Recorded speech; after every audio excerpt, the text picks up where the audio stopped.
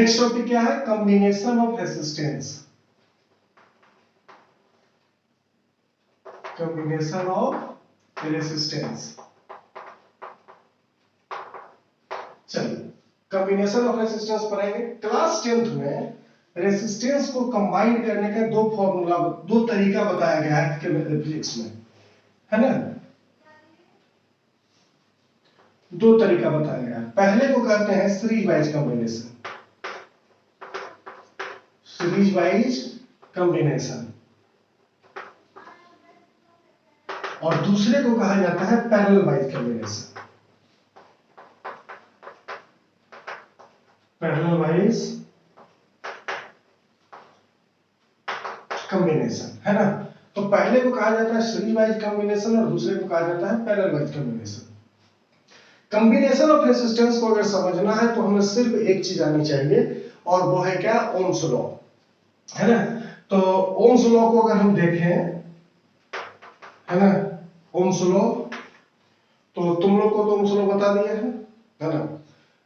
जो online class कर रहे हैं हमारा, जो हमारे पास जो ये वीडियो यूट्यूब पर देख रहे हैं, उसके लिए मतलब रिक्वेस्ट है कि अगर ओम्स लॉ नहीं आता है आपको, है ना, तो आप कमेंट सेक्शन में लिखें, हम इसके लिए एक सेपरेट वीडियो आपको बना के डाल देंगे, है ना?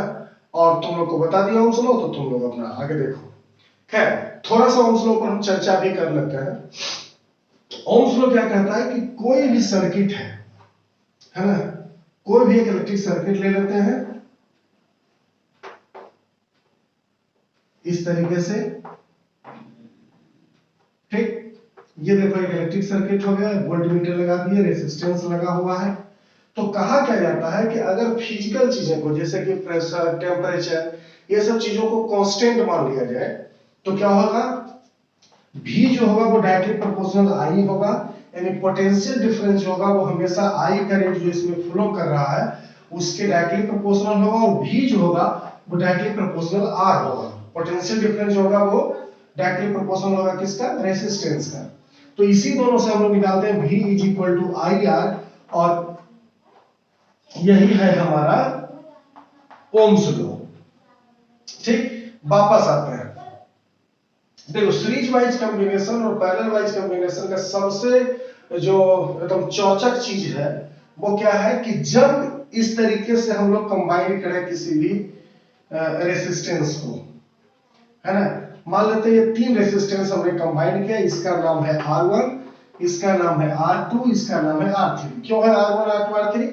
क्योंकि हम लोग तीन रेसिस्टेंस लिए हैं, और प्रत्येक रेसिस्टेंस में देखने को क्या मिलता है कि रेसिस्टेंस नेगेटिव और पॉजिटिव पोल के साथ होते हैं, है ना? नेगेटिव और पॉजिटिव पोल के साथ होगा, यानी कि ये रेसिस्टेंस R1 है तो उसका ये पॉइंट है नेगेटिव और ये है पॉजिटिव, R2 का ये नेगेटिव है और ये पॉजिटिव है, R3 का ये नेगेटिव है और ये पॉजिटिव है ना?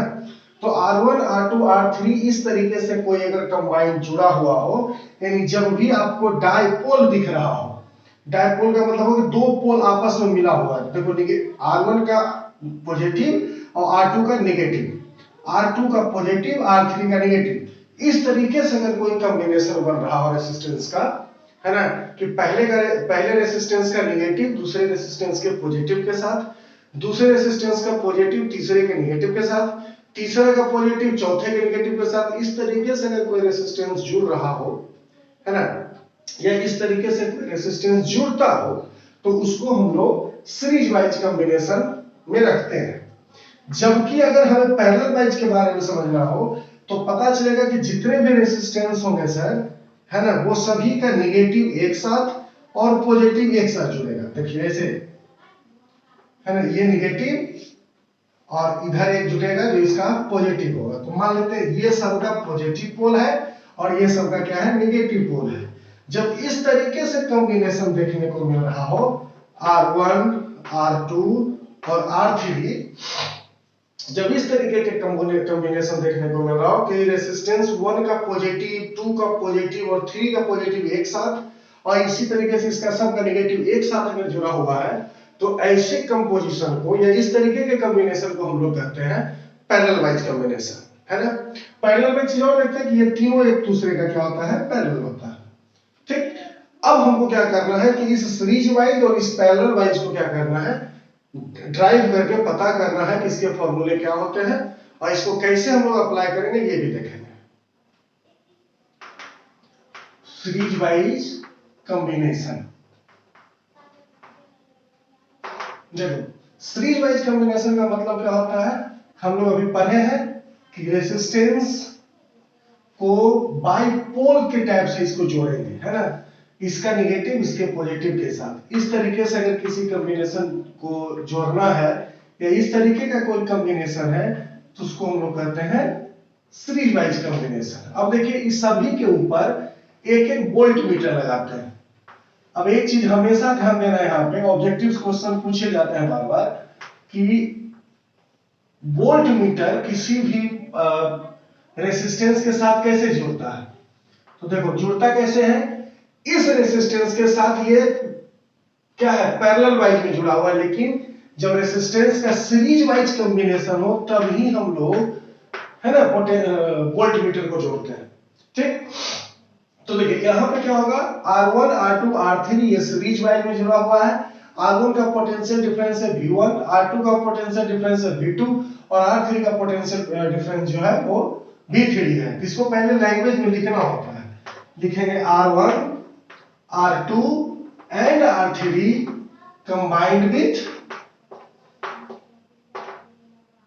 combined with series wise combination,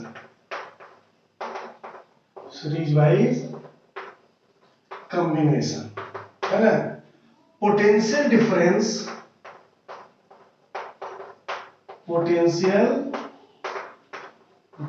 जो है वो क्या है, V। तो टोटल पोटेंशियल डिफरेंस कितना हो जाएगा जी, टोटल पोटेंशियल डिफरेंस जो हो जाएगा वो हो जाएगा V1 plus V2 plus V3। इसको मान लेते हैं इक्वेशन नंबर 1, है ना। टोटल पोटेंशियल डिफरेंस क्या हो जाएगा, V1 V2 और V3। इसका रीडिंग और इसका रीडिंग, तीनों के रीडिंग को मिला दीजिएगा तो टोटल पोटेंशियल डिफरेंस हो जाएगा। अब लिखोगे बी नो डेट, है ना, बी नो डेट या अकॉर्डिंग टू